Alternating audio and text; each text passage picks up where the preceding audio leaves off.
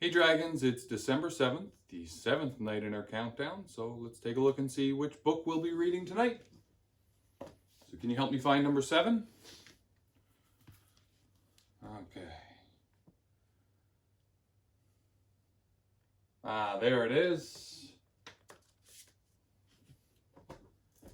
So, looks like we'll be reading Aladdin today. So let's get a little closer and start the book. Here we go. Aladdin. In the Arabian desert, an evil sorcerer named Jafar told a thief named Gazim to enter the Cave of Wonders to fetch a magic lamp. As Gazim walked towards the cave, a voice boomed, "Only one may enter here, one whose worth is far within, the diamond in the rough." The cave wouldn't let Gazim inside. "I must find this diamond in the rough," said Jafar. The next evening, in the city of Agrabah, a poor young man named Aladdin and his monkey, Abu, sat down to eat their first meal in days. But Aladdin realized that there were others worse off than him, and he gave the bread to some hungry children. "Someday, Abu, things are going to change," Aladdin said as he stared out at the Sultan's palace. Meanwhile, in the palace, Princess Jasmine was very unhappy. Her father, the Sultan, wanted her to marry a prince in just 3 days' time. "It's the law," he said. "You're a princess." "Then maybe I don't want to be a princess anymore," she replied as she petted her pet tiger, Raja. "If I do marry, I want it to be for love." The Sultan was at his wit's end. He called upon his most trusted advisor, Jafar, for help. "Jafar, I am in desperate need of your wisdom," the Sultan pleaded. "Jasmine refuses to choose a husband." "Perhaps I can devise a solution," Jafar said, "but it would require the use of the mystic blue diamond." Jafar hypnotized the Sultan with his snake staff, then took his mystic ring. Jafar had a plan. He would persuade Jasmine to marry him. Then he would become Sultan.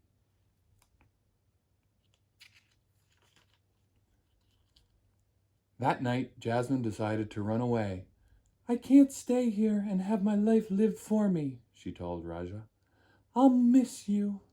Outside of the palace wall, Jasmine suddenly found herself alone in a new world, Agrabah's busy marketplace. Before long, Jasmine saw a hungry child.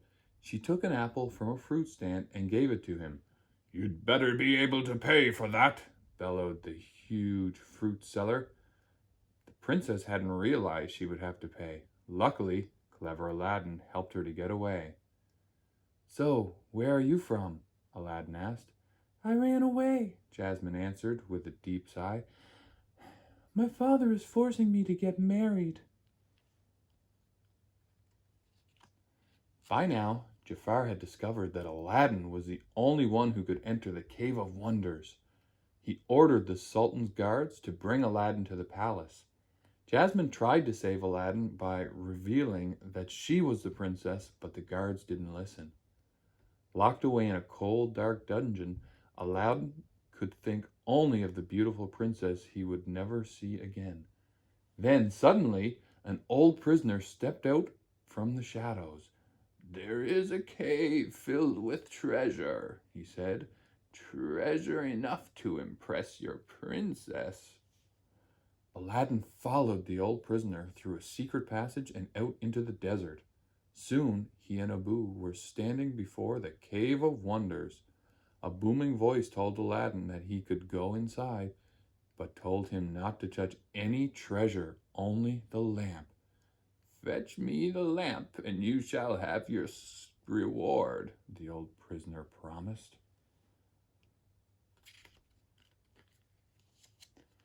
But As Aladdin reached for the lamp, Abu touched a gem. The voice of the cave spoke, "You touched the forbidden treasure. You shall never see the light of day again." Aladdin and Abu raced for the entrance, but as soon as the old prisoner had the lamp, he pushed Aladdin and Abu down into the collapsing cave. "It's mine!" the old man shrieked, pulling off his disguise to reveal that he was Jafar. But when he reached into his robe for the lamp, it was gone. A magic carpet appeared and caught Aladdin and Abu. It safely set them on the floor of the cave. "We're trapped!" Aladdin cried. But then Abu held out his paw. "The lamp!" Aladdin exclaimed. The monkey had snatched it back. Aladdin rubbed the lamp to clean off some of the dust, and the lamp began to glow. Then a cloud of smoke poured from the spout and turned into a giant blue genie. The genie explained that he could grant Aladdin 3 wishes. Aladdin couldn't believe it.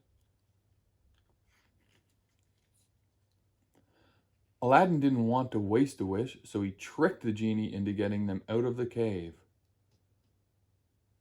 "What is it you want most?" the genie asked later, offering Aladdin the first of his 3 wishes. "Can you make me a prince?" Aladdin asked. He wanted to impress Princess Jasmine. "Hang on to your turban, kid," the genie shouted. "We're going to make you a star." Dressed in royal robes, Aladdin went to the palace to speak to Jasmine's father. "Your Majesty, I have journeyed from afar to seek your daughter's hand in marriage," Aladdin announced. He also gave a fake name, Prince Ali. The Sultan was thrilled, but Jasmine thought Aladdin was just another snooty prince and wanted nothing to do with him.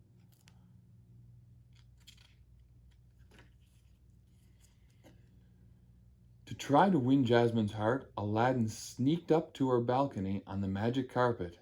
"Please give me a chance," Aladdin asked. Then he invited her on a magical ride. Jasmine realized that this prince was really the young man she had met in the marketplace. She thought he must have been in disguise too. By the end of the night, they had fallen in love. Before long, Jafar heard that a man called Prince Ali and Princess Jasmine were getting close. Jafar knew that he had to get rid of the prince. He ordered his guards to chain Prince Ali up and throw him into the sea. Luckily, the genie was nearby and Aladdin used his second wish to save himself. "Don't scare me like that, kid," the genie said as he unchained his master. Aladdin raced to the palace and arrived just as the hypnotized sultan was about to order Jasmine to marry Jafar. "Your Highness, Jafar has been controlling you with this," Aladdin cried as he smashed the snake's staff. "Traitor!" the Sultan cried. But before the guards could arrest Jafar, the villain escaped. Later, hiding in his laboratory, Jafar realized that Prince Ali was nothing more than Aladdin, and that he must have the magic lamp. At dawn the next morning, Jafar's parrot, Iago, sneaked into Aladdin's room and stole the lamp. At last Jafar had the lamp. Eagerly he rubbed it and the genie appeared. "I am your master now," Jafar bellowed. "I wish to rule as Sultan." The genie was powerless to resist. "Genie, no!" Aladdin cried as Jafar took over the palace. "Sorry, kid," the genie said. "I've got a new master now." Then Jafar made his second wish, to become a powerful sorcerer. Jafar used his evil sorcery to banish Aladdin to the snowy ends of the earth. Luckily, Abu and the magic carpet were still with Aladdin. "Now, back to Agrabah," cried Aladdin as they sped off on the magic carpet. Back at the palace, the poor Sultan was hanging from the ceiling of his throne room like a puppet, and Jafar had made Jasmine his servant. Jafar was so busy enjoying his power that he didn't notice Aladdin sneaking into the throne room. But just as Aladdin reached for the lamp, Jafar saw its reflection in Jasmine's tiara.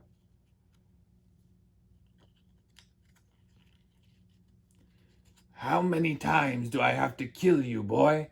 Jafar cried as he fired his snake staff at Aladdin and trapped him. Jasmine ran to help Aladdin, but Jafar trapped her too. Princess, your time is up, he cried.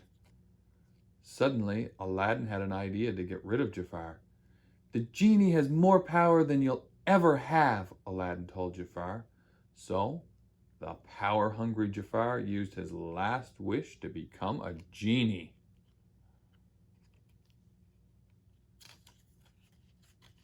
But Jafar forgot one thing. All genies must live in a lamp until they are summoned by a new master. No! Cried Jafar as he was imprisoned inside a magic lamp. As a reward for Aladdin's bravery, the Sultan changed the law so Jasmine could marry whoever she chose. Of course, she chose her new true love, Aladdin. Aladdin used his third wish to free the genie. The genie was so happy, he couldn't wait to see the world. Aladdin and the genie sadly said goodbye, but they knew they would be friends forever.